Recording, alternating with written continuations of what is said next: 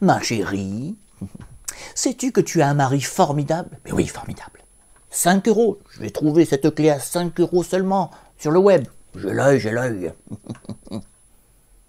Comment ça, je me suis fait avoir? Mais absolument pas. Contrefaçon. Tu peux me le prouver avec un logiciel gratuit? Contrefaçon. Me faire avoir, moi, contrefaçon.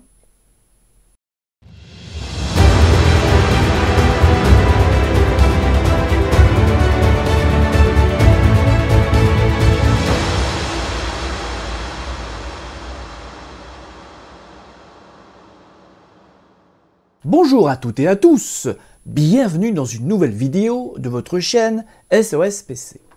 Alors, aujourd'hui, on va parler d'une arnaque qui, mine de rien, est de plus en plus courante. Je vous explique. Si vous avez besoin d'acheter une clé USB, une carte SD, si vous faites un petit tour sur le web, vous allez vous rendre compte que l'offre est gargantuesque. On trouve de tout et à tous les prix, d'accord? Bon. Le problème, c'est que des petits malins profitent de cette confusion pour vous vendre, excusez-moi du terme, de la merde. Il y a deux grands problèmes actuellement. Vous avez les contrefaçons. Vous achetez une clé USB, une carte SD d'une marque bien connue, une marque que vous aimez bien, et vous ne le savez pas toujours, mais vous recevez une copie. Ça arrive beaucoup plus souvent qu'on ne le croit. J'avais d'ailleurs fait un article à ce sujet il y a quelques années. Il y a un autre problème qui lui se répand encore plus vite, j'allais dire, c'est que là on oublie les marques, quelle que soit la marque que vous achetez, le modèle, le prix, peu importe, la clé USB ou la carte SD, parce que le logiciel dont je vais vous parler fait les deux, n'ont pas la capacité qui est annoncée. C'est-à-dire que, par exemple, vous achetez une clé USB de 64 Go et en fait, réellement, elle n'a que 2 Go d'espace. Alors, je sais que vous allez vous dire, bof, c'est pas grave, moi je reçois la clé USB, je la branche, je vois tout de suite dans Windows s'il y a un problème ou pas. Vous pensez bien que les malfrats, ils ont trouvé l'astuce. Eh bien, qu'est-ce qu'ils font? Ils trafiquent le firmware. Le firmware, c'est un micro-logiciel qui est sur votre clé et qui est, bien sûr, modifiable. Le problème, c'est que Windows, lui, il ne fait que lire le firmware. Donc, si je mets 64 Go et qu'il n'y en a que 2, il dit 64 Go. Je peux mettre 640 Go, Windows, lui, il s'embête pas, il affiche. Vous l'avez compris. Et là, vous vous faites avoir. Alors, vous vous dites, mais comment c'est possible? C'est très simple. Imaginons, je reprends l'exemple précédent, vous avez acheté une clé 64 Go, elle ne fait que 2 Go. Bon. Vous allez commencer à mettre des données dessus. Bon. Et au niveau de l'affichage de Windows, vous allez voir votre taille de votre clé se réduire graduellement. Vous allez vous dire, tout va bien alors, elle fonctionne très bien ma clé. Sauf que le problème, c'est que elle commence à enregistrer les 2 premiers gigas, et puis à la fin des 2 gigas, qu'est-ce que fait la clé? Elle recommence au début.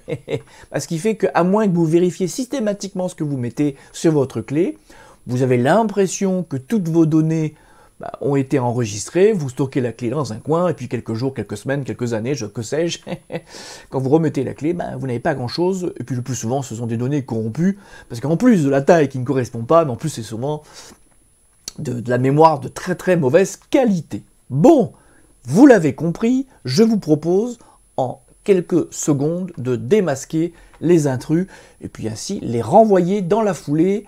Alors attention, j'en profite pour vous dire une chose importante. Attention, ne vous énervez pas contre les cybermarchands, eux ils sont plus victimes. Ils ne cherchent pas à vous avoir, vous doutez bien que si vous achetez une clé chez un cybermarchand X, c'est contre le vendeur, parce que souvent les cybermarchands ne font que revendre du matériel de marque, ou vous passez par des revendeurs chez le cybermarchand, c'est contre eux qu'il faut se retourner. La plateforme ne peut pas vérifier les millions de commandes qui sont passées par jour. Voilà, j'ai fini. Le mieux, c'est que je vous montre le logiciel tout de suite, ce fabuleux petit logiciel gratuit, portable. Alors, il s'appelle Fake Flash Test. Alors là, j'ai la version 1.1.5 et c'est très simple, vous allez voir. Mais c'est d'une simplicité, c'est même trop facile. Vous mettez votre clé, vous cliquez sur Refresh Drive List si vous ne la voyez pas. Alors, je vous déconseille de cliquer ici parce que sinon, le logiciel va vous lister tous les disques et vous risquez de formater ou de supprimer l'un de vos disques en laissant par défaut, seules vos cartes SD et vos clés USB vont apparaître, donc faites bien évidemment attention. Moi, c'est bien la G de point, tout va bien. Je l'ai nommé test SOSPC pour pas me tromper. Et là, très facile. Je clique sur Quick Size Test. Donc, alors vous voyez, vous avez des avertissements, un avertissement, puis un deuxième avertissement. On va laisser travailler, vous voyez, c'est rapide. Voilà. Passed. Oui, je sais, mon anglais ne s'améliore pas. Alors, j'ai malheureusement pas réussi à trouver une clé de contrefaçon. Alors, ça va peut-être vous faire rire, mais j'ai acheté une clé USB pas chère, à 5 € d'une marque complètement inconnue. J'étais sûr de tomber sur un fake. Ben, comme vous voyez, ce n'est pas le cas. Bon, attention, ne rêvez pas, hein, si votre clé à 5 € ou moins chère, elle passe, bon, effectivement, vous aurez la capacité à annoncer, mais attention, ne mettez pas des données sensibles, la clé ne sera pas stable dans le temps. Puis en plus, si on parle aussi des problèmes de rapidité. Voilà, donc là, c'est réglé, hop, tout va bien, voilà. Alors, en gros, on vous dit que la clé, désormais,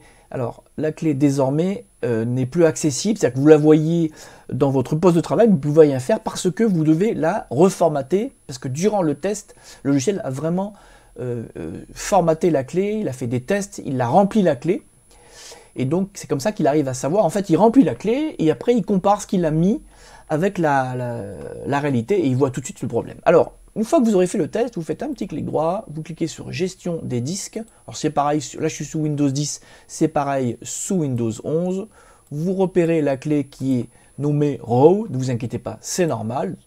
Vous faites un clic droit, vous cliquez sur formater.